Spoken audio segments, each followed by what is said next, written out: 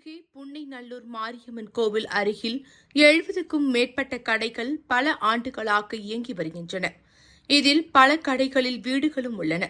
இந்த கடைகளில் சில ஆக்கிரமிப்பில் உள்ளது எனவும் வாடகை கொடுக்க வேண்டும் எனவும் கோர்ட்டில் வழக்கு தொடுக்கப்பட்டது. இந்த கடைகள் அரசு புறம்போக்கு இடத்தில்தான் உள்ளது என வியாபாரிகள் தரப்பிலும் வழக்கு தொடுக்கப்பட்டது. இதற்கிடையில் கோர்ட் ஊழியர்கள் போலீஸ் பாதுகாப்புடன் ஒரு தேங்காய் பழக்கடையை அகற்றுவதற்காக வந்தனர்.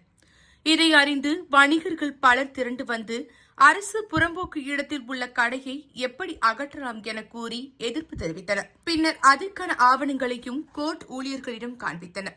இதைத் தொடர்ந்து இன்னும் ஓரிரு நாட்களில் இது தொடர்பாக சர்வே மூலம் அளவீடு செய்து அடுத்த கட்ட நடவடிக்கை எடுக்கப்படும் என கூறி கடையை அகற்றாமல் கோர்ட் ஊழியர்கள் திரும்பிச் சென்றனர்.